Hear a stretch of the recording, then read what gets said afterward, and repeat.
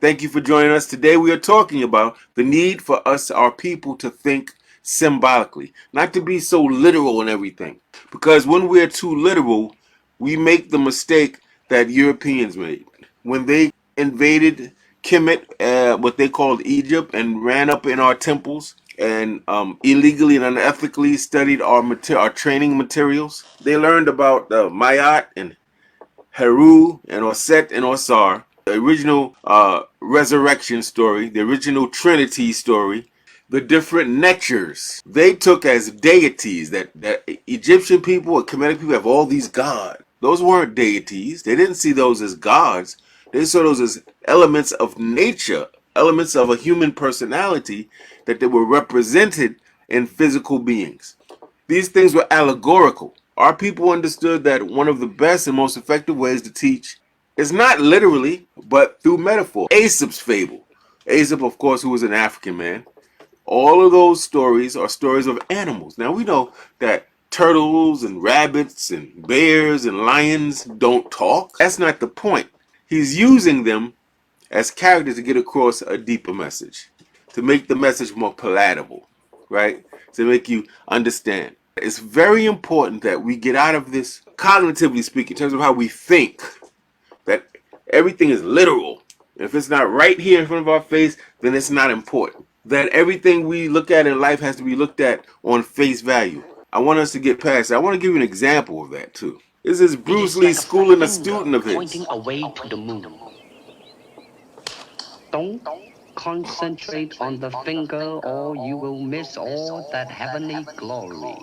So Bruce Lee's trying to teach his student. So then he points, what do you see? The student is so focused on his finger, which is right in front of his face, the literal interpretation, he misses the grander point he's trying to make. Or as Bruce Lee said, all the heavenly glory. You're missing what I'm trying to get you to see because you're focused on what's in front of your face. And I argue that that's what Europeans did with religion. I argue that that's why millions of people, God bless them, and I'm not trying to be disrespectful, believe that a man actually was killed and literally came back to life 3 days later. Because the European came, stole most of our teachings, didn't fully understand them, and looked at them literally. Let us not be guilty of what a lot of these Europeans are guilty of. Take something literally. Let us be more sophisticated to really understand that a lot of the deepest lessons in life, people's value, people's beauty, what they bring, we will miss if we have that rigid, literal thinking. Parents said, a hard head makes a soft behind. Is that to be taken literally? No, it just means hard head means if you're stubborn, obstinate, brazen, and you don't listen to truth and wisdom, you're going to be punished. You're going to hurt. So our elders spoke in parable all the time.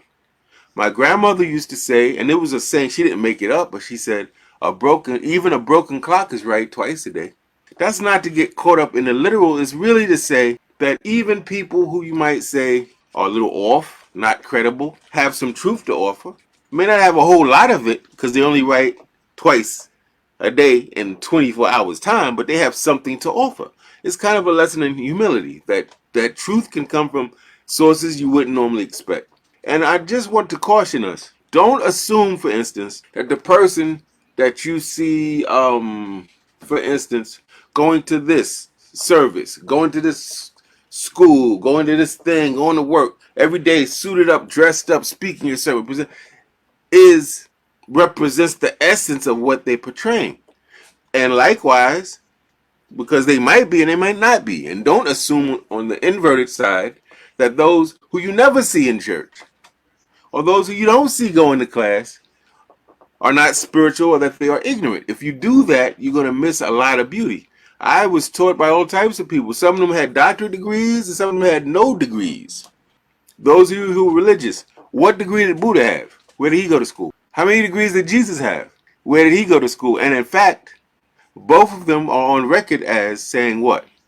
A lot of y'all who got it formally, you understand the letter of the law, but you don't understand the spirit of the law.